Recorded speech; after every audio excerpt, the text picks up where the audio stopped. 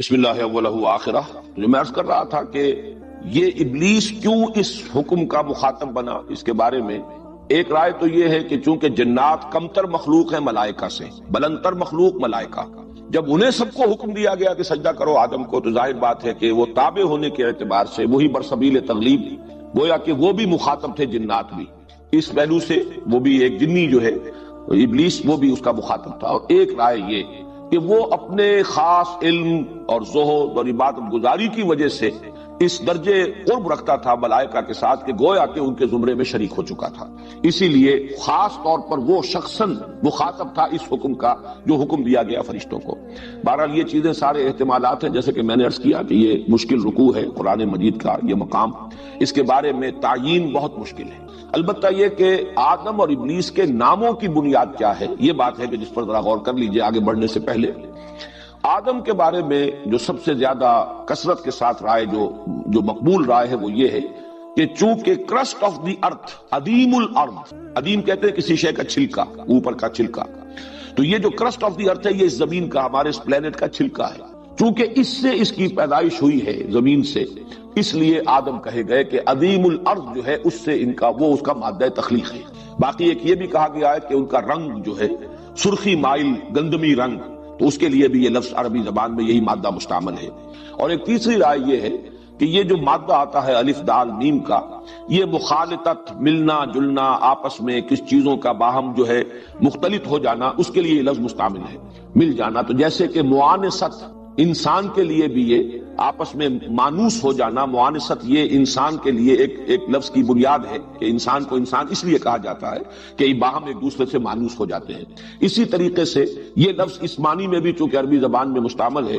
ابلیس کے لیے یہ لفظ جیسا کہ میں نے پہلے عرض کیا تھا یہ صفاتی نام ہے۔ اس کا اصل نام کیا ہے، اس میں علم اس کا قرآن مجید میں نہیں آیا، بعض روایات میں عزازیل نام اس کا آیا ہے، قرآن میں کہیں نہیں ہے۔ ابلیس جو ہے یہ بھی اس کا صفاتی نام ہے، اس لیے کہ ابلسا یبلسو یہ آتا ہے نہایت مایوس ہو جانا، فرسٹریٹڈ، دی فرسٹریٹڈ ون، وہ کہ جو مایوس ہو جائے، جس کو کوئی امید نہ رہے۔ اب چونکہ اس سے وہ فعل جو ہے وہ سرزد ہوا، اللہ تعالیٰ کی اس نے حکم کی سرتابی کی، اور اللہ تعالیٰ نے پھر اس مقام پر تو نہیں ہے، بقیہ مقامات پر ہے کہ فخرج منہا فإنک مذموما مدحورا،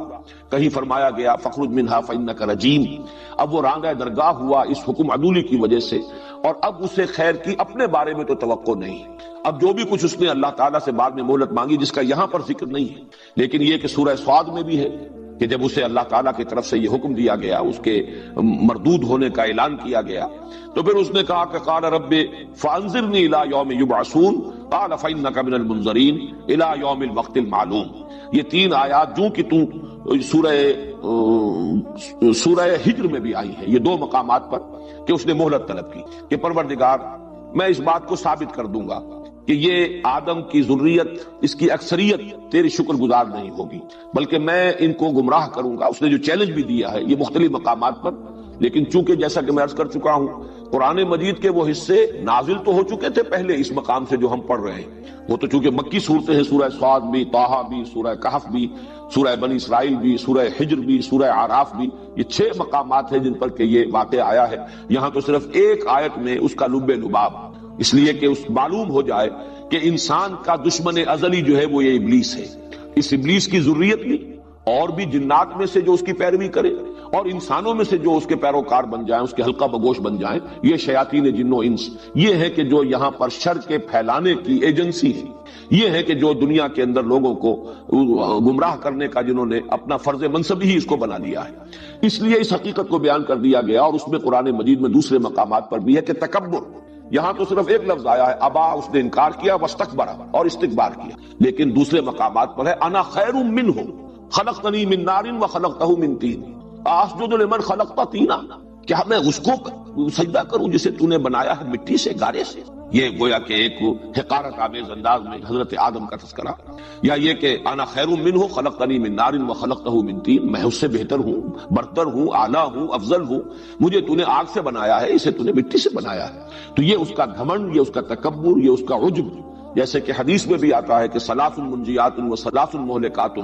3 چیزیں انسان کو نجات دلانے والی ہیں، 3 چیزیں ہلاک کرنے والی ہیں، اور ان ہلاک کرنے والوں میں جو آخری چیز ہے جس کے بارے میں فرمایا ہی اشدہن، تمام مہلکات میں سب سے شدید ہے اعجاب المرء بنفسہ،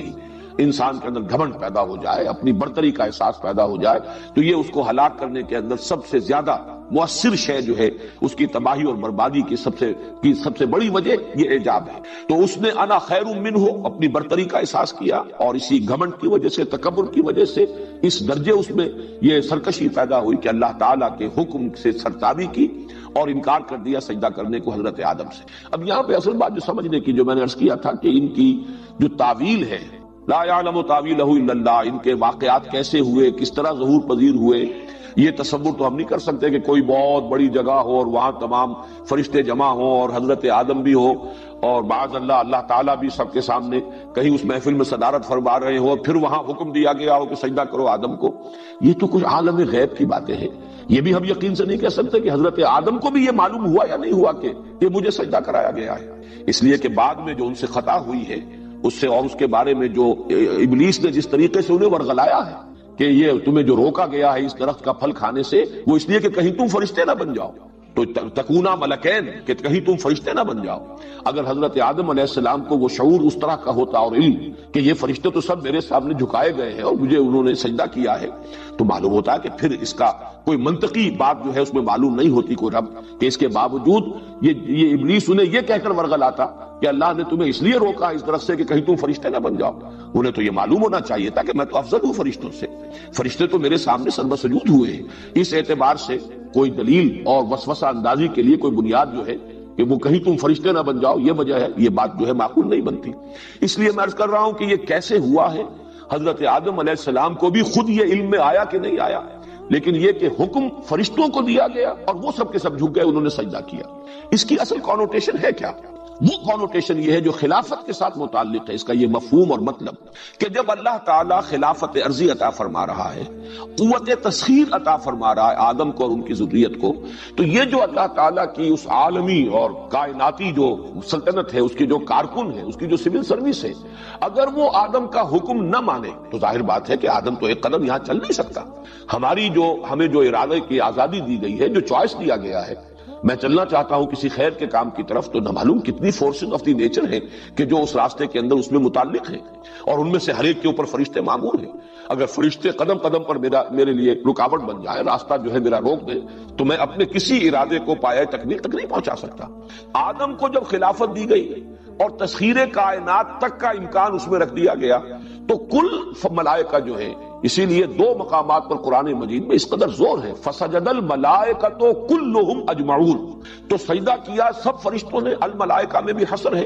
پھر یہ کہ کلھم مزید اس کی تاکید، سب کے سب بلا استثناء، اجمعون سب نے مل کر جمع ہو کر ایک ہی دم یکبارگی، غالباً اس کا مفہوم ہوگا۔ تو یہ جو تاکید اتنی ہے اس لیے ہے کہ جب خلافت عطا کی گئی ہے تو اللہ کے حکم سے اب فرشتے گویا کہ مطیع بنا دیے گئے انسان کے، اپنے ارادے سے، اپنے چوائس سے یہ خیر کی طرف بڑھنا چاہے، ٹھیک ہے، راستہ کھلا ہے، جائیے جدھر جانا چاہے۔ اس لیے نہیں کہ آدم ان سے اس اعتبار سے جو ہے وہ جو صحیح یا غلط کام کرنا جو ہے ان کے لیے وہ نتیجہ تو پھر نکلے گا آخرت کے اندر، اللہ تعالیٰ جب حساب لے گا، لیکن اس وقت اللہ نے آزادی دی ہے، اور اس وقت اس کے ارادے کی آزادی کے آگے اس کے راستے میں کوئی فرشتہ رکاوٹ نہیں ڈالے گا، کل کائنات مسخر ہے۔ البتہ جب وہ وقت آئے گا، یہی فرشتے ہوں گے کہ جو ہتھکڑیاں لگائیں گے، یہی ہوں گے جو بیڑیاں ڈالیں گے، یہی ہوں گے جو گھسیٹ گھسیٹ کر جہنم میں اوندھے منہ جھونکیں گے لوگوں کو۔ لیکن یہ کہ اس وقت ان کو جو حکم دیا گیا ہے خلافت عرضی عطا کیے جانے کے ناطے،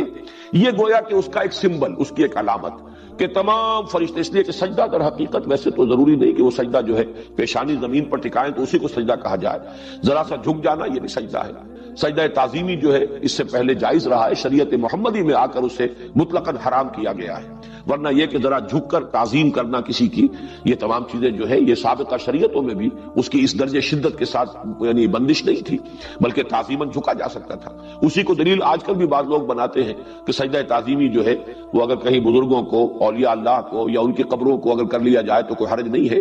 اور وہ قیاس کرتے ہیں سابقہ چیزوں پر، حالانکہ شریعت محمدی میں سجدہ مطلقاً حرام ہے اللہ کے سوا کسی، لیکن سجدہ جو بھی ہے در حقیقت وہ علامت ہے تذلل کی، تذلل اور کسی کا مطیع ہو جانا کسی کا منقاد ہو جانا، کسی کے حکم کے سامنے سر تسلیم خم کر دینا، یہ سر تسلیم خم کر دینا یہ بھی ایک طرح کا سجدہ ہے۔ تو یہ گویا کہ فرشتوں کو اللہ تعالیٰ نے چونکہ خلافت آدم کو عطا کی ہے تو فرشتوں کو ان کا مطیع بنا دیا ہے۔ یہ سجدہ اس اطاعت کی علامت ہے، اس کا سمبل ہے، یہ ہے اس کا اصل حاصل جو اصل مضمون ہے۔ جیسا کہ میں نے کل عرض کیا تھا کہ اصل مضامین کیا ہے، آدم کا مقام کیا ہے، یہ فلسفے اور حکمت دین کا ایک اہم موضوع ہے۔ وہ خلیفۃ اللہ ہے فی الارض، آدم اور ذریت آدم۔ اس خلافت کی اساس کیا ہے؟ اس خلافت کی اساس، بلکہ میں دیکھ رہا تھا مولانا عبدالباجی دریابادی مرحوم نے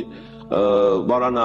اشرف علی تھانوی رحمۃ اللہ علیہ کا ایک جملہ نقل کیا ہے کہ خلافت کی بنیاد زہد اور طاعت گزاری نہیں ہے، خلافت کی بنیاد علم اور فہم ہے۔ چنانچہ یہ بات جو ہے اسی مقام پر انہوں نے کوٹ کیا ہے کہ خلافت کی بنیاد اطاعت اور زہد اور عبادت گزاری نہیں ہے۔ یہ تو کر رہے تھے فرشتے بھی، نحن نسبح بحمدک ونقدس لک، یہ چیزیں تو بتمام و کمال فرشتوں میں موجود تھی۔ جب یہ ڈیمانسٹریشن کرائی گئی، علم آدم الاسماء کلھا ثم عرضهم علی الملائکۃ فقال انبئونی باسماء ہؤلاء ان کنتم صادقین، تو گویا کہ یہ بات ظاہر کر دی گئی کہ خلافت کی بنیاد علم ہے۔ اور یہاں جو وضاحت میں کر چکا ہوں میرے نزدیک وہ انسانی علم ہے، علم وحی نہیں۔ علم وحی کا سلسلہ جو ہے اس رکوع کے آخر میں آئے گا، فَإِمَّا يَأْتِيَنَّكُم مِّنِّي هُدًى فَمَن تَبِعَ هُدَايَ فَلَا خَوْفٌ عَلَيْهِمْ وَلَا هُمْ يَحْزَنُونَ، اس سے تعلق امامت کا ہے، اس خلافت عرضی کا تعلق جو ہے وہ اس علم سے ہے۔ یہی وجہ ہے کہ دنیا میں ترقی جو ہے اس سے وہ مسئلہ بھی حل ہو جاتا ہے کہ جو قومیں اس میں آگے نکل گئی ہیں، زمین پہ غلبہ انہیں کا ہوا ہے، اگرچہ ان کے پاس ایمان نہیں ہے، اگرچہ وہ اللہ کو بھی مانتے ہیں یا نہیں مانتے ہیں تو 100 شرک جو ہے کر رہے ہیں، حضرت مسیح کو خدا کا بیٹا بنایا ہوا ہے، شریعت کو پس پش ڈالا ہوا ہے، شدید گمراہی میں ہے، اخلاقی پستی کے اندر مبتلا ہے، یہ سب کچھ ہے، لیکن ان کے پاس زمین کا اختیار ہے، زمین کی قوت ہے، اقتدار ان کو دیا گیا ہے۔ تو معلوم ہوا کہ اصل شے جو ہے اس زمین کی خلافت جو ہے اس کا تعلق اس ہدایت سے نہیں، اس کا تعلق اس علم سے ہے جو علم الاسماء کی بنیاد پر ہے اور جو حضرت آدم کو اور ان کی ذریت کو گویا کہ بالقوہ عطا کر دیا گیا تھا۔ تیسری بات جو ان آیات میں آئی وہ یہ کہ اس خلافت کا منطقی نتیجہ تھا کہ تمام فرشتے، یہ کارکنان قضاء و قدر جو ہے، جن کی تعداد وما یعلم جنود ربک الا ھو، جن کی تعداد کسی کو معلوم نہیں، جن کے جنود مجندہ جو ہے، ان کو سب کو آدم کے سامنے فسجد الملائکۃ کلھم اجمعون، اس لیے کہ جب کسی کو وائس رائے بنا کر یہاں بھیجا جاتا تھا تو ظاہر بات ہے کہ یہاں کی سارے کارکنان جو ہیں حکومت کے وہ گویا کہ اس کی اطاعت کے پابند ہوتے تھے۔ اس معنی میں جب خلافت عرضی عطا کی گئی تو یہ جو ہڈن گورنمنٹ ہے کائنات کی، اس کے جتنے بھی کارکنان قضاء و قدر ہیں، اس کے جتنی بھی سول سروس ہے، اس سب کو تابع فرمان کر دیا گیا ہے آدم کا۔ یہ ہے در حقیقت اس کا اصل خلاصہ، اس کا لب لباب۔ وَقُلْنَا يَا آدَمُ اسْكُنْ أَنْتَ وَزَوْجُكَ الْجَنَّةَ، اب ایک ڈیمانسٹریشن تو کرائی گئی فرشتوں کے سامنے کہ ہم نے آدم کو جو خلافت ہم دیتے ہیں علم عطا کیا ہے، علم اسماء عطا کیا ہے جو تمہیں نہیں دیا گیا۔ اب دوسری ڈیمانسٹریشن کرانی مقصود ہے آدم کے سامنے، یہ کہ تمہارا یہ دشمن جس نے تکبر کی بنیاد پر انکار کیا جھکنے سے، ایک تمہارا ازلی دشمن ہے اور یہ تمہیں ورغلائے گا، تمہیں تباہ کرنے کی اور برباد کرنے کی پوری کوشش کرے گا۔ میں چند الفاظ آپ کو سنا دیتا ہوں چونکہ اس مقام پر تو نہیں ہے، لیکن جن الفاظ میں کہ ابلیس نے پھر چیلنج کیا ہے اور آدم اور ذریت آدم سے اپنی دشمنی کا اعلان کیا ہے کھلم کھلا، سورہ صاد میں فرمایا قال فبعزتک لأغوینہم اجمعین، تو پھر اس نے کہا جب اسے مہلت دے دی گئی کہ جاؤ تمہیں مہلت ہے، تمہیں قیامت تک کے لیے، یوم یبعثون تک کے لیے تمہیں مہلت دی گئی ہے، تم انہیں جس طریقے سے چاہو گمراہ کرنے کی کوشش کر لو۔ تو اس نے پھر اب دھڑلے سے جو بات کہی، قال فبعزتک لأغوینہم اجمعین، پروردگار اب تیرے عزت اور اقتدار کی قسم میں ان سب کو گمراہ کر کے چھوڑوں گا، الا عبادک منہم المخلصین، سوائے تیرے ان بندوں کے جنہیں تو اپنا خود ہی بنا لے۔ مخلص یہاں پر اس میں مفعول آیا ہے، جنہیں تو اپنے لیے خالص کر لے، یعنی جن پر کوئی خصوصی کرم تیرا ہو، تیری نگاہ کرم ہو جن پر خصوصی، تیری عنایت خصوصی جن کے شامل حال ہو جائے، وہ ان کا معاملہ مستثنا ہوگا، باقی میں ان سب کو اغوا کر کے چھوڑوں گا۔ سورہ بنی اسرائیل میں بھی اس نے یہ جو کہا تھا جب سجدے کا حکم دیا گیا، جو الفاظ اس کے نقل ہوئے، قال ارأیتک ھذا الذی کرمت علی لئن اخرتنی الی یوم القیامۃ لاحترقن ذریتہ الا قلیلا، اس نے کہا کہ پروردگار یہ آدم جس کو تو نے مجھ پر عزت دی ہے، اکرام کیا، جس کا مجھ سے افضل قرار دیا، جس کو سجدہ کرنے کا مجھے حکم دے رہا، اگر تو مجھے قیامت تک کے دن کے لیے مہلت دے دے تو میں ان سب کو ڈھانٹا باندھ دوں گا، سب کو گمراہ کر کے چھوڑوں گا، سب کو گویا کہ نکیل ڈال دوں گا اور میں ان سب کو جو ہے غلط راستے کے اوپر لے جاؤں گا۔ اسی طرح سورہ ہجر میں ہے قال رب بما اغویتنی، پروردگار یہ جو تو نے مجھے گمراہ کر دیا، یعنی مجھے اتنی کڑی آزمائش میں ڈالا، میرا جو تکبر تھا اس کو جو یہاں پر جو مجروح ہوا، میرا پندار جو مجروح ہوا، اس کے نتیجے میں یہ غلط حرکت کر بیٹھا اور میں نے انکار کیا ہے تیرے حکم کو ماننے سے، تو گویا کہ تو نے مجھے گمراہ کیا۔ رب بما اغویتنی لأزینن لهم فی الارض ولأغوینہم اجمعین الا عبادک منہم المخلصین، وہی الفاظ یہاں بھی آئے۔ تو اب یہ کہ میں ان کے لیے زمین کے اندر جو مختلف چیزیں ہیں ان کو بڑا مزین کر دوں گا، اسی میں یہ مشغول ہو جائیں گے، اسی کی محبت میں گرفتار ہو جائیں گے، مال و اسباب دنیاوی ہی ان کا مقصود و مطلوب ہو جائے گی، اس کے لیے گردنیں ایک دوسرے کی کاٹیں گے اور خون بہائیں گے، وہی ان کا مقصود و مطلوب ہوگا۔ اور یہ کہ یہ میں ان سب کو گمراہ کر کے چھوڑوں گا سوائے تیرے ان بندوں کے جنہیں تو اپنے لیے خالص کر لے۔ سب سے زیادہ تفصیل کے ساتھ یہ الفاظ جو آئے ہیں اس کے چیلنج کے، وہ سورہ اعراف میں قال فبما اغويتني لاقعدن لهم صراطك المستقيم ثم لآتينهم من بين ايديهم ومن خلفهم وعن ايمانهم وعن شمائلهم ولا تجد اكثرهم شاكرين۔ تو اس نے کہا پروردگار جو تو نے مجھے گمراہ کر دیا اور راندہ درگاہ میں اب ہو گیا، میں تو اب ہم تو ڈوبے ہیں صنم، ان کو بھی لے ڈوبیں گے، میں ان کو بھی چھوڑنے والا نہیں ہوں، اور تو نے جو مجھے مہلت دی ہے اب میں تیرے سیدھے راستے پر ان کے لیے گھات میں بیٹھوں گا۔ صراط مستقیم تو توحید کا راستہ ہے، میں اس پر مورچہ لگاؤں گا، گھات میں بیٹھوں گا، میں ان کے لیے اپنی کمین گاہیں بناؤں گا،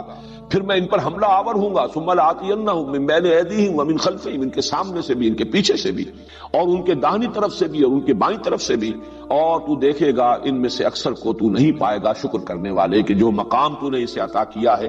یہ اس پر تیرا شکر ادا کر سکے اور اس کا حق ادا کر سکے۔ یہ انداز ہے اس کے چیلنج۔ لیکن یہ کہ اب حضرت آدم کو متنبع کرنے کے لیے کہ یہ تمہارا دشمن ازلی ہے اور اس کو تم پہچان لو، ایک تجربہ کرایا جا رہا ہے۔ وَقُلْنَا يَا آدَمُ اسْكُنْ أَنْتَ وَزَوْجُكَ الْجَنَّةَ، اور ہم نے کہا کہ اے آدم تم اور تمہاری بیوی اب رہو جنت میں۔ یہ جنت کون سی جنت ہے اس میں اختلاف ہے۔ ایک تو ظاہر بات ہے کہ وہ جنت الخلد جو ہے جس میں داخل ہونے کے بعد پھر نکالا نہیں جائے گا کسی کو، یہ گمان غالب یہ ہوتا ہے یہ وہ جنت نہیں، البتہ کوئی آزمائشی جنت، کوئی ایسی جگہ کہ جہاں پر کہ عارضی ایک ڈیمانسٹریشن ہی کے لیے حضرت آدم اور حوا کو رکھا گیا ہے۔ اور جیسا کہ میں عرض کر چکا ہوں، بائبل کے جو بھی مرتبین ہیں، جب بھی یہ بائبل جو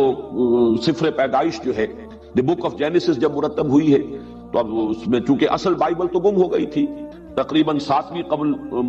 صدی قبل مسیح میں یا 6 صدی قبل مسیح میں اصل بائبل، اصل تورات گم ہو گئی، بعد میں مرتب کی گئی ہے۔ تو اب جو بائبل ہے اس میں جو تصور دیا جا رہا ہے کہ وہ کہ زمین ہی پر کہیں یہ جنت تھی کسی بلند مقام پر، بلکہ یہ کہ وہ تو لوکیٹ کرتے ہیں اپنے اندازے سے جو اہل علم ہے بائبل کے جاننے والے، تورات کے ماہرین، کہ یہ جو علاقہ کردستان کہلاتا ہے، یہ پہاڑی علاقہ، یہیں پر کوئی جگہ تھی جہاں کسی بلند مقام پر بس وہ ساری آسائشیں اور ساری چیزیں، ضرورتیں، ہر طرح کا عیش و آرام جو ہے انسان کو مہیا تھا، اور وہاں تھے در حقیقت حضرت آدم اور حضرت حوا۔ یہ ان کی ایک رائے ہے۔ جیسا کہ میں نے عرض کیا، اس میں بہرحال احتمالات کا تو امکان موجود ہے کہ مختلف احتمالات ہیں، لیکن یہ کہ تیقن کے ساتھ کچھ کہنا ہمارے لیے ممکن نہیں۔ یہاں سے بھی جو نتیجہ اخذ کرنا ہے وہ یہ ہے کہ ایک آزمائشی طور پر، ایک ڈیمانسٹریشن کے لیے کہ معلوم ہو جائے آدم کو کہ یہ میرا دشمن جو ہے ابلیس، یہ کس کس طور سے مجھے ورگلا سکتا ہے، کس کس طرح کے ہیلے اور حربے اختیار کر سکتا ہے، کیسے کیسے وسوسے جو ہے میرے دل میں ڈال سکتا ہے، اور مجھے اللہ تعالیٰ کی اس صراط مستقیم سے، توحید سے اور اطاعت خداوندی کے راستے سے منحرف کر سکتا ہے۔ صرف اس کا ایک تجربہ کرانا مقصود ہے۔ اب چاہے وہ تصور ہو کہ یہ تخلیق آدم کے سارے مراحل کہیں آسمانوں میں طے پائے ہیں پھر حبوط ہوا ہے، چاہے وہ تصور ہو کہ زمین ہی پر یہ سارے مراحل طے پائے ہیں، اس اعتبار سے وہ جنت جو ہے وہ بھی کہیں جنت ارضی کسی جگہ پر کوئی اونچا مقام، اور جنت کا لفظ جو ہے صرف جنت، ظاہر بات ہے کہ اس میں احتمالات جو ہے تمام کے تمام موجود ہیں۔ وَكُلَا مِنْهَا رَغَدًا حَيْثُ شِئْتُمَا، اور کھاؤ تم دونوں اس میں سے بافراغت، جہاں سے چاہو، جو چاہو کھاؤ، تمام پھل تمام میوے تمہارے لیے مباح ہے، جہاں سے چاہو ان سے تم استفادہ کرو۔ وَلَا تَقْرَبَا هَٰذِهِ الشَّجَرَةَ فَتَكُونَا مِنَ الظَّالِمِينَ، لیکن مت قریب پھٹکنا، مت قریب جانا اس درخت کے، تو تم ہو جاؤ گے ظالموں میں سے، حد سے تجاوز کرنے والے، ظلم کرنے والے، اللہ کے حکم سے انحراف کرنے والے، تم ظالموں میں سے ہو جاؤ گے اگر تم نے اس درخت کا پھل کھایا۔ یہ جو جنت کے اندر جس طریقے سے حضرت آدم کو رکھا گیا، اس کی جو کیفیات بیان ہوتی ہے یہ خاص طور پر سورہ طٰہٰ میں الفاظ آئے ہیں، ان لک لا تجوع فیہا ولا تعریٰ، اے آدم تمہارے لیے یہاں اس جنت میں جس میں ہم تمہیں رکھ رہے ہیں تمہیں یہ کیفیات حاصل رہیں گی کہ نہ تمہیں بھوک ستائے گی، بھوک لگے گی نہیں، ولا تعریٰ، نہ عریانی لاحق ہوگی، وانک لا تظمأ فیہا ولا تضحیٰ، اور نہ تمہیں اس میں پیاس کی شدت محسوس ہوگی، پیاس کا احساس ہوگا، نہ ہی کئی دھوپ کی کیفیت جو ہے دھوپ کے ستانے کی اور گرمی اور اس کی حدت اور تمازت کا کوئی احساس ہوگا۔ یہ الفاظ ہیں کہ جن میں تعبیر کی گئی ہے اس جنت کی کیفیت کی جس میں حضرت آدم علیہ السلام کو حضرت حوا سلام علیہا کو رکھا گیا ہے۔ باقی کسی اور جگہ پر اس کی کوئی اور تفصیل نہیں ہے، اس کا جو اس سے تعلق ہے وہ میں ابھی بعد میں بیان کروں گا۔ باقی رہ گیا یہ سوال کہ وہ درخت کون سا تھا، اس کی قرآن مجید نے قطعاً کہیں کوئی اس کی وضاحت نہیں کی، بلکہ صاف نظر آ رہا ہے کہ اس بحث سے قرآن مجید نے گویا کہ اعراض کی، ہذہ الشجرہ، گویا کہ اشارہ کر کے بتا دیا ہے کہ یہ درخت، بس اس سے زیادہ کوئی وضاحت نہیں کی ہے۔ اسپیکولیشن مختلف کی گئی، چنانچہ بائبل کے جو مرتبین ہیں انہوں نے اسے ٹری آف نالج قرار دیا، یہ علم کا، ظاہر بات ہے اس کی نفی تو قرآن مجید کے اعتبار سے تو نفی ہو جائے گی، علم تو آدم کو دیا گیا ہے، تو ٹری آف نالج کو فاربیڈن قرار دینا اور اسے ان کے لیے ممنوع، شجر ممنوع قرار دینا، گویا کہ قرآن مجید کے ساتھ اس کی قطعاً کوئی مطابقت نہیں ہے۔ البتہ کچھ اور خیالات ایسے ہیں کہ خاص طور پر میں یہاں تذکرہ کر رہا ہوں شاہ عبد القادر دہلوی رحمۃ اللہ علیہ کا، صاحب موضع القرآن، انہوں نے کچھ تصور یہ ظاہر کیا ہے کہ اس درخت کا پھل کھانے سے پہلے تک جنت میں جو کیفیت تھی کہ کوئی حوائج انسانیہ جو ہیں وہ حضرت آدم کو، حضرت حوا کو لاحق نہیں تھے۔ یہ جو حوائج انسانیہ ہیں یعنی کھانا پینا نہیں ہے، نہ بھوک لگے گی نہ کھائیں گے، نہ پیاس لگے گی نہ پیئیں گے، ظاہر بات ہے کہ پھر بول و براز کا سارا مسئلہ جو ہے وہ تو متعلق ہے کھانے پینے سے، گویا کہ ان کے ساتھ ابھی یہ کیفیت وہاں نہیں تھی۔ انک لا تجوع فیہا ولا تعریٰ وانک لا تظمأ وانک لا تظمأ فیہا ولا تضحیٰ۔ اب اس سے استدلال جو ہے خاصا میں سمجھتا ہوں کہ قوی بنتا ہے کہ بھوک نہیں لگے گی۔ اس کو ایک مفہوم یہ بھی لیا گیا کہ ہر شے اتنی آسانی سے دستیاب ہوگی کہ جب بھوک لگے گی کھا لو گے تو بھوک کا کبھی کوئی تمہیں تجربہ نہیں ہوگا۔ لیکن شاہ عبد القادر کا کہنا یہ ہے کہ وہ جنت، اب اس میں یہ بھی ہو سکتا ہے کہ حضرت آدم علیہ السلام اگر تو وہ مانا جائے کہ زمین ہی پر کوئی ایولیوشن کے ذریعے سے وہ ترقی پا کر وہاں آئے ہیں، تو ظاہر بات ہے کھانا پینا بول و براز وہ تو گویا کہ ابتدا سے ان کے ساتھ تھا۔ ہو سکتا ہے کہ اگر اس تصور کو مانا جائے کسی درجے میں کہ کوئی عارضی دور ان پر ایسا طاری کیا گیا ہے، ایک آپ اس کو ایک رویا بھی کہہ سکتے ہیں، ایک طویل خواب کی شکل بھی کہہ سکتے ہیں، تجربہ کرانا مقصود ہے صرف یہ کہ تمہارا یہ دشمن تمہیں اس طور سے گمراہ کر سکتا ہے۔ اور اگر یہ وہی جنت ہے، کوئی آسمانی جنت ہے جس پر رکھا گیا ہے اور اس میں حضرت آدم علیہ السلام اور حضرت حوا کی تخلیق اس طور سے ہوئی ہے کہ وہی بنائے گئے ہیں، اس خاص کے پتلے کو بنا کر اسی طریقے سے اس میں پھونک ماری گئی ہے جیسے میں کل بیان کر چکا ہوں، وہ چیز بھی قرآن مجید کے بیان سے مطابقت کر رکھتی ہے، اور وہ اگر مفہوم سامنے رکھا جائے تو وہ بھی فٹ ہوتا ہے قرآن کے بیان میں۔ تو پھر یہ کہا جا سکتا ہے کہ جو شاہ عبد القادر کہہ رہے ہیں کہ اس وقت ابتدائی کوئی کیفیت ایسی ہو کہ ابھی حوائج ضروریہ، کھانا پینا، بول و براز، اسی طرح کوئی بھی شہوت کا جذبہ، کوئی جنسی کوئی عمل جو ہے وہ ابھی ان کے علم میں نہیں تھا، ان کے شعور میں نہیں تھا، لیکن یہ کہ اس درخت کا پھل کھانے کا نتیجہ یہ نکلا۔ اسی لیے علامہ اقبال نے بھی اپنے لیکچرز میں تعبیر کیا ہے یہ استعاراتی انداز میں کہ شاید یہ پہلا سیکشول ایکٹ تھا جس کو کہ وہ درخت سے تعبیر کیا گیا ہے، اس لیے کہ شیطان نے جو اغوا کیا تھا وہ یہ بھی تھا کہ کہیں تم ہمیشہ رہنے والے نہ بن جاؤ، اور یہی در حقیقت تناسل جو ہے انسان کا، توالد و تناسل، یہی ہے جو اس کے خلود کا ایک سبب بنتا ہے کہ نسل انسانی کو دوام حاصل ہو رہا ہے اسی تناسل اور توالد کے ذریعے سے۔ بہرحال یہ مختلف آراء، مختلف خیالات ہیں، لیکن یہ کہ جو اصل لب لباب ہے وہ یہ ہے کہ صرف ایک آزمائشی اور ڈیمونسٹریشن کے لیے یہ متنبع کر دیا جائے کہ یہ تمہارا دشمن ہے جس سے تمہیں خبردار رہنا ہے، انہیں تجربہ کرایا گیا ہے۔ یہ تجربہ کہاں ہوا، اس تجربے کی تفصیلات کیا ہیں، زمین پر ہوا، آسمان پر ہوا، اور پھر یہ کہ وہ کس کیفیت میں حضرت آدم اور حضرت حوا تھے، جیسے کہ ایک رائے میں شاہ عبد القادر کے حوالے سے بیان کر رہا ہوں۔ یہ سب جو ہے یہ ہمارا ایک تصور، تخیل ہو سکتا ہے، کوئی اس کے لیے مرفوع روایات موجود نہیں ہے، کوئی اس کے بارے میں تفصیلی چیزیں خود قرآن مجید کے دوسرے مقامات سے بھی ہمیں معلوم نہیں ہوتی۔ البتہ یہ کہ ایک درخت معین کر دیا گیا کہ اس میں جنت میں سے جہاں سے جو چاہو کھاؤ سوائے اس درخت کے، وَلَا تَقْرَبَا هَٰذِهِ الشَّجَرَةَ فَتَكُونَا مِنَ الظَّالِمِينَ، تو تم ہو جاؤ گے ظالموں میں سے۔ فَأَزَلَّهُمَا الشَّيْطَانُ عَنْهَا، تو پھسلا دیا، زلہ پھسل جانا، ازلہ اذلال باب افعال سے پھسلا دیا، فَأَزَلَّهُمَا الشَّيْطَانُ عَنْهَا، شیطان نے ان دونوں کو، آدم اور حوا کو پھسلا دیا اس سے، فَأَخْرَجَهُمَا مِمَّا كَانَا فِيهِ، تو نکال دیا ان دونوں کے اس میں سے جس میں کہ وہ تھے۔ یہ الفاظ بھی بڑے ایسے مبہم رکھے گئے، مما کانا فیہ، اس میں وہ تھے۔ اس سے مراد ابھی وہ جنت نہیں ہے بلکہ اس جنت کی جو کیفیت ہے اس کی طرف اشارہ کیا جا رہا ہے۔ یہ انداز قرآن مجید وہی استعمال کرتا ہے جہاں کے تفاصیل یا تو فہم انسانی کی گرفت سے ماورا ہوں، جیسے کہ جو معراج کا تذکرہ آیا ہے کہ جب کہ ڈھانپے ہوئے تھا اس بیری کے درخت کو، اذ یغشی السدرۃ ما یغشی،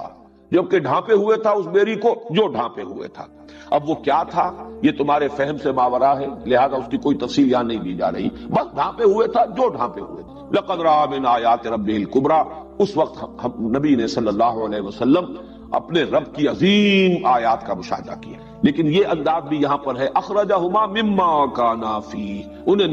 نکلوا دیا ان دونوں کو اس کیفیت میں سے، اس حالت میں سے جس میں وہ تھے۔ اب اس کی تعبیر جو ہے اگر سورہ طٰہٰ کے اس مقام کے حوالے سے کی جائے تو وہ بات شاہ عبد القادر صاحب کی جو ہے اس کے ساتھ جو ہے مربوط ہو جائے گی، اور وہ یہ کہ انہیں اب بھوک لگنی شروع ہوئی جو کہ پہلے نہیں تھی، یا کوئی مشقت کا مسئلہ تھا کہ جو پہلے نہیں تھا، اب وہ دھوپ نے بھی ستایا کہ جو پہلے کیفیت نہیں تھی، اور بال و براز کا معاملہ بھی شروع ہوا کہ جو پہلے نہیں تھا۔ اسی طریقے سے جنسی عمل اور سیکشول انٹرکورس کا معاملہ کہ جو اس سے پہلے نہیں ہوگا وہ شروع ہوا۔ اس اعتبار سے وہ تمام کیفیات مولانا اصلاحی صاحب یہاں بڑی خوبصورتی سے نکل گئے ہیں، اس لیے کہ قرآن مجید کے دو مقامات پر یہ آتا ہے کہ اس درخت کا پھل کھانے کا جو نتیجہ نکلا وہ یہ تھا، فَبَدَتْ لَهُمَا سَوْآتُهُمَا وَطَفِقَا يَخْصِفَانِ عَلَيْهِمَا مِنْ وَرَقِ الْجَنَّةِ، ظاہر ہو گئے ان کے لیے ان کی شرمگاہیں یا ان کے جو بھی اعضائے جنسی کہیے یا بول و براز بھی انہی سے متعلق ہے، سوآتہما، تو یہ دونوں ان پر کھل گئے، ظاہر ہو گئے، اور پھر وہ گانٹنے لگے اپنے اوپر اپنے شرمگاہوں کو ڈھانپنے کے لیے انہوں نے درختوں کے پتے جو ہیں من ورق الجنہ، جنت کے درختوں کے پتوں کو گانٹ کر اپنے لیے لباس بنایا۔ اب اس میں تعبیر کیا ہوئی ہے، اس درخت کی کیا وہ تاثیر تھی، آیا پہلے ننگے تھے؟ ایک خیال یہ ہے کہ جو بائبل کے مرتبین نے دیا ہے کہ ننگے تھے لیکن انہیں اپنے ننگے ہونے کا احساس نہیں تھا، کیونکہ ابھی ٹری آف نالج سے انہوں نے نہیں کھایا تھا، شعور ابھی انہیں حاصل نہیں ہوا تھا۔ گویا کہ ان کا اپنا جو ایک فلسفہ ہے جو ارتقاء کا، اس کے اعتبار سے ابھی وہ حیوانیت کی سطح سے نکلے ہی تھے، ابھی ان کے اندر کوئی اپنے سطر کا اور اس کے بارے میں کوئی شرم کا احساس جو ہے پیدا نہیں ہوا تھا۔ اس وجہ سے جیسے ہی وہ کھایا انہوں نے تو ان کو احساس ہوا، شعور پیدا ہو گیا اپنے سطر کا اور اپنی شرمگاہوں کا انہیں احساس ہوا، تو انہوں نے پھر پتے جو ہیں ان کو گانٹ کر اور اپنے لیے لباس اور سطر کا بندوبست کرنا شروع کیا۔ قرآن کے الفاظ میں یہ فبدت لہما سوآتہما، ظاہر ہو گئے، کھل گئے ان پر، منکشف ہو گئے ان پر ان کی شرمگاہیں، فتفقا یخصفان علیہما من ورق الجنہ، اب وہ بلکہ بائبل کے مرتبین نے تو فگ ٹری کہا ہے اسے، اور چونکہ وہ علاقہ جس میں کہ ان کا یہ خیال ہے کہ یہ آزمائشی جنت تھی جہاں پہ کہ حضرت آدم اور حضرت حوا تھے، اس کے بارے میں یہ کہ اس علاقے میں یہ انجیر کے درخت بہت ہیں، والتین والزیتون، تین جو ہے تو تین وہ علاقہ جو ہے جبل تین اسی علاقے میں ہے، حضرت نوح علیہ السلام کا مسکن، ان کی قوم کا مسکن، اور جو وہ وہاں پر جو سیلاب آیا وہ بھی ان کے جو محققین ہیں ان کے نزدیک وہی علاقہ ہے، نسل آدم کا آغاز وہیں سے ہوا ہے، تو وہ ان کے اپنے نظریات ہیں۔ لیکن یہ کہ وہ درخت کون سا تھا، یہاں ورق الجنہ کہا گیا ہے، اس باغ کے درختوں سے انہوں نے اپنے لیے لباس ان کو گانٹ کر آپس میں اور اپنے لیے اپنے شرمگاہوں کو، اپنے سطر کو چھپانے کی کوشش کی۔ یہ اس مقام پر نہیں ہے، یہاں مختصر ہے فَأَخْرَجَهُمَا مِمَّا كَانَا فِيهِ۔ مولانا اصلاحی کا میں تذکرہ کر رہا تھا کہ انہوں نے ایک لفظ بڑا لطیف سا استعمال کیا ہے اور یہاں سے گزر گئے عافیت کے ساتھ کہ کوئی حلہ جنت تھا کہ جو ان سے سلب کر دیا گیا، اور پھر وہ چونکہ انہوں نے اللہ تعالیٰ کے حکم کی نافرمانی کی تھی تو جو جنتی لباس جسے ہم نہیں سمجھ سکتے کہ وہ لباس کی حقیقت کیا تھی، وہ لباس کس نوعیت کا تھا جو ان کو عطا ہوا تھا، وہ ان سے لے لیا گیا، اور وہ یہ کہ ان پر اپنی شرمگاہیں کھل گئیں اور ان کو اپنی عریانی کا احساس ہوا۔ فَأَزَلَّهُمَا الشَّيْطَانُ عَنْهَا فَأَخْرَجَهُمَا مِمَّا كَانَا فِيهِ۔ یہ جو أَزَلَّهُمَا ہے اس کے لیے بھی میں آپ کو وہ حوالے دوسرے مقامات سے دے دیتا ہوں کہ وہ جو حضرت آدم کو، حضرت حوا کو جو پھسلایا، بہلایا یا ورغلایا، اس کے لیے سورہ طٰہٰ میں الفاظ آئے ہیں فَوَسْوَسَ إِلَيْهِ الشَّيْطَانُ قَالَ يَا آدَمُ هَلْ أَدُلُّكَ عَلَى شَجَرَةِ الْخُلْدِ وَمُلْكٍ لَا يَبْلَىٰ۔ تو وسوسہ اندازی کی آدم کے اندر شیطان نے۔ اب یہ لفظ نوٹ کرنے کے قابل ہے کہ یہ مکالمہ روح در روح ہو رہا ہے یا یہ کہ وسوسہ ہے۔ تو اس میں لفظ وسوسہ استعمال کیا گیا. معلوم ہوتا ہے کہ یہ اس طریقے سے جیسے میں اور آپ بات کر رہے ہوں اور ہم ایک دوسرے سے کی گفتگو سن رہے ہوں بالمشافہ، وہ نہیں ہے وسوسہ. فوسوس الیہ الشیطان، اور کہا یہ کہ یا آدم هل ادلک علی شجرۃ الخلد وملک لا یبلی، اے آدم کیا میں بتاؤں تجھے وہ درخت کہ جو خلد والا درخت ہے، ہمیشگی کا درخت ہے، اور ایسی حکومت عطا کرنے والا درخت ہے کہ جو کبھی بھی جس پر باسی پن طاری نہیں ہوگا، وہ حکومت، وہ شہنشاہی ہمیشہ تر و تازہ رہے گی. اور دوسری جگہ پر آیا سورہ اعراف میں وقال ما نہاکما ربکما عن هذه الشجرۃ الا ان تکونا ملکین او تکونا من الخالدین. اس نے کہا ان سے آدم اور حوا سے کہ نہیں منع کیا ہے تمہیں اس درخت سے تمہارے رب نے مگر اس وجہ سے کہ کہیں تم نہ ہو جاؤ فرشتے، کہیں فرشتے نہ بن جاؤ، اور یہ کہ کہیں تم ہو جاؤ ہمیشہ رہنے والے، تمہیں خلد حاصل ہو جائے، دوام حاصل ہو جائے، بقائے دوام جو ہے وہ تمہیں حاصل ہو جائے. تو یہ وسوسہ اندازی ہے کہ جو شیطان نے کی ہے حضرت آدم اور حضرت حوا کو، جس کو جو کہا گیا ہے فَدَلَّاهُمَا بِغُرُورٍ، دھوکہ دے کر انہیں گویا کہ اس اللہ تعالیٰ کے حکم عدولی جو ہے اس پر آمادہ کر لیا گیا. فَأَزَلَّهُمَا الشَّيْطَانُ عَنْهَا فَأَخْرَجَهُمَا مِمَّا كَانَا فِيهِ وَقُلْنَا اهْبِطُوا بَعْضُكُمْ لِبَعْضٍ عَدُوٌّ، اور ہم نے کہا، فیصلہ سنا دیا، اتر جاؤ، تم میں سے بعض کے دشمن ہیں، وَفِي الْأَرْضِ مُسْتَقَرٌّ وَلَكُمْ فِي الْأَرْضِ مُسْتَقَرٌّ وَمَتَاعٌ إِلَىٰ حِينٍ، اور اب زمین میں تمہارے لیے ہے مستقر، جائے قرار، اور برتنے کی چیزیں ہیں، ساز و سامان ہے، اس زندگی کے لیے جو ضروریات ہیں وہ ہم نے ودیعت کر دی ہے اس زمین میں، متاع الی حین، ایک خاص وقت تک کے لیے، ایک مدت تک کے لیے. یہاں پر جو لفظ حبوط آیا ہے، اب اس سے چونکہ حبط کے معنی ہوتے ہیں اترنا، کہیں کسی بلندی سے نیچے اترنا، تو یہاں اہبطوا آیا، اور اس سے یقیناً اس نظریے کو بہت تقویت حاصل ہوتی ہے کہ یہ جو ساری تخلیق آدم کا یہ پورا مرحلہ ہے، یہ پورا سلسلہ جو اب تک بیان ہوا ہے، یہ کہیں آسمانوں ہی میں ہوا ہے، کسی بلند مقام پر ہوا ہے، اور اس کے بعد انہیں حضرت آدم کو زمین پر اتارا گیا، حکم دیا جا رہا ہے اترو اب زمین پر. اہبطوا بعضکم لبعض عدو، یہ تو میں بعد میں عرض کروں گا. لیکن حبوط کا لفظ، وہ دوسرا تصور جو ہے، جیسا کہ میں نے کل عرض کیا تھا، وہ بھی فٹ ان کرتا ہے، ریکنسائل کرتا ہے قرآن کے ساتھ. یقین کے ساتھ ہم کچھ نہیں کہہ سکتے کہ وہ ہے حقیقت یا یہ ہے حقیقت، لیکن یہ کہ اگر اس کے اندر کوئی آپس میں ریکنسائل کرنے کا کوئی گوشہ ہے تو وہ صرف میں واضح بیان کر رہا ہوں. میں کوئی تیقن کے ساتھ اس نظریے کی تبلیغ نہیں کر رہا، اگرچہ میرا ذاتی رجحان اس کی طرف ہے جیسا کہ میں کل عرض کر چکا ہوں، لیکن میں صرف احتمال کے درجے میں اس وقت آپ کے سامنے رکھ رہا ہوں کہ حبوط کا لفظ کسی بلند مقام سے اترنے کے لیے بھی ہے، اور یہ بالکل اس سینس میں بھی کہ جو ہم کہتے ہیں سیٹل ڈاؤن، کہیں پر اب آباد ہو جاؤ،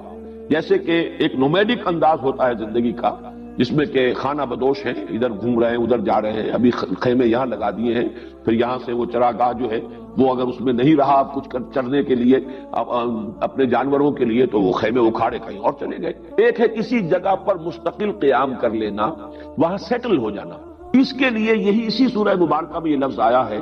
بنی اسرائیل کے ذمہ میں، اہبطوا مصرا فإن لكم ما سألتم وضربت عليهم الذلة والمسكنة وباءوا بغضب من الله، کہ جب بنی اسرائیل نے، جبکہ وہ صحرائے سینا میں تھے اور اللہ تعالیٰ نے ان کے لیے غذا کا بھی بندوبست کیا تھا، من و سلوہ نازل کیا تھا، تو جب انہوں نے یہ کہا حضرت موسیٰ سے کہ ہم ان پر جو ہے صبر نہیں کر، لن نصبر علی طعام واحد فادع لنا ربک یخرج لنا مما تنبت الارض من بقلها وقثائها وفومها وعدسها وبصلها قال تستبدلون الذي هو ادنى بالذي هو خير اهبطوا مصرا فإن لكم ما سألتم. اس وقت تک ابھی وہ صحرا نوردی تھی، مسلسل سفر میں تھے، اور اللہ تعالیٰ نے ان کے لیے من و سلوہ کی غذا کا اہتمام کر دیا تھا. لیکن جب انہوں نے ناشکری کی اور کہا کہ ہم صرف ان 2 کھانوں پر تو یعنی صبر نہیں کر سکتے، ہمیں تو وہ چاہیے چیزیں جن کے چسکے انہیں پڑے ہوئے تھے اور جن کی لذتیں مصر میں اپنی غلامی کے دور میں جو ہے مختلف چیزیں ہیں، دالیں ہوں اور پیاز ہو اور لہسن ہو اور یہ ہو اور وہ ہو، یہ چیزیں ہمیں تو چاہیے، ترکاریاں ہوں، ککڑیاں ہوں.